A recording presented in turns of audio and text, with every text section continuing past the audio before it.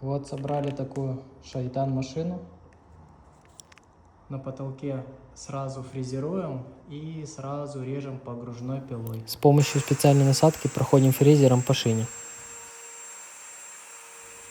Не переставляя шину, проходим погружной пилой.